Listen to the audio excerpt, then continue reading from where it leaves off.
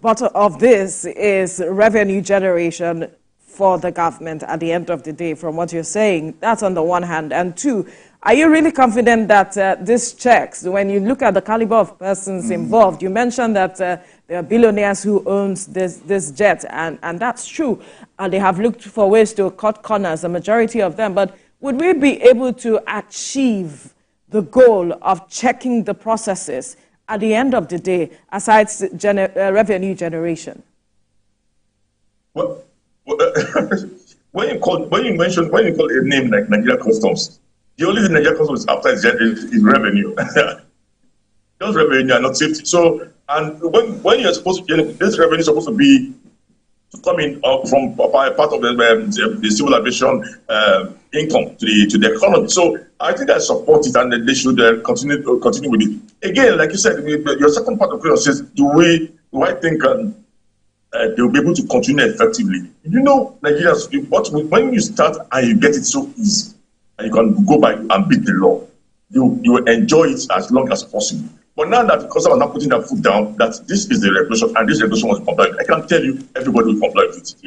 Provided the NCA work hand in hand with them and ensure that all airlines comply with it. So moving forward, I don't think we would have a situation by a private jet operator would bring an aircraft in and have it for about 8-10 years without paying a deposit tax. That's a great money on the country. And for the fines given to them, the 25% surcharge, I think I also support that and for those who have violated the law.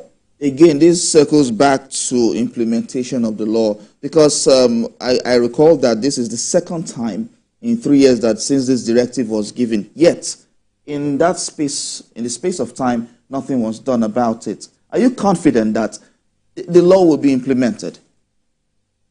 Well, I'm very confident. You see, what happened, when you say, yes, we are right that it happened, started in 2021, yeah? 2021, sorry. 2021, and about 17, 18 of them went to court to stop the process. While some complied and paid, some of them, which are among the 17, went to court. But along the line now, some of those who went to court have withdrawn from that thing and are also making efforts to comply with the new regulations. Now, we have a template.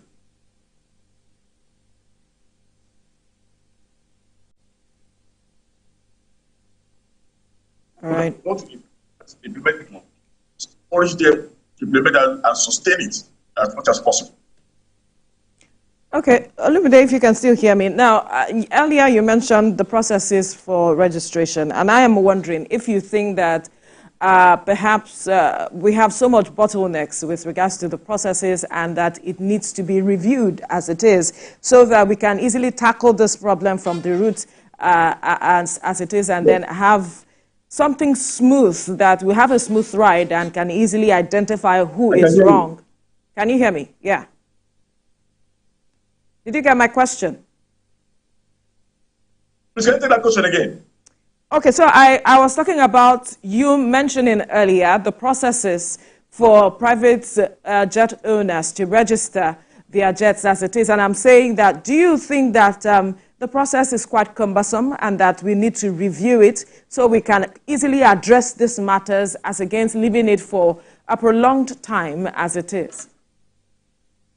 No, I don't think the process of registering aircraft are cumbersome. I think it's the Nigerians that have this mentality. There's that mentality here that once you're a billionaire, you can do and do. The laws are made for those who don't know before. Yeah. Can I go ahead? Yes, go ahead.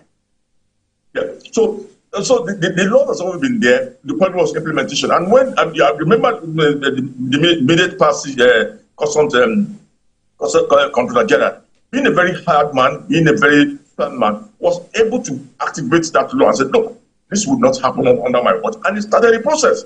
And I think the new one, the president was the one on the seat now. I said, "Okay, I will continue from where you stop." And when you see once they continue, I know it will not get that bad anymore. But what I would also advise that they should not work alone, because some of these people might not give them the necessary funds. There must be that partnership with the Nigerian Aviation Authority, who in the first place are the one that gets the process of registration of that aircraft till it gets into the country or under their control. So as they handle safety, handle registration, it should also ensure that the requisite taxes Because I know NCA collected all the charges that are due to them from this aircraft. The one that is due to the federal government through the Nigerian Customs should also be paid, and the NCA must be seen supporting the process, and also the Nigerian Express Management should also work with them and ensure that such aircraft that have not paid those the import taxes are grounded. Because today, almost all these ex-agencies send 50% of their revenue generation to the government as enshrined the law now that you must bring in 50% of revenue. So we must ensure we increase our revenue and don't allow the powerful to suppress the law. And I think this process is good, but this process should be continued and be formed. But again, we're all Nigerians, and as you are having your impression that would they be able to continue, I have the belief that the policy always implements. Once we start implementing, we don't withdraw back in the industry. Okay, so let's look at the aviation sector in general now. If this law is implemented, how do you see the aviation sector growing and becoming better than it is right now? Remember, what I started my speech, one talking today, that for the non-scheduled sector and the private jet, in all economies, they are the ones that generate almost more funds than oil industry compared to the scheduled operators. Because they charge in dollars and the fees are high. So and the demand is inelastic, and because it's inelastic, it's whatever they give to you.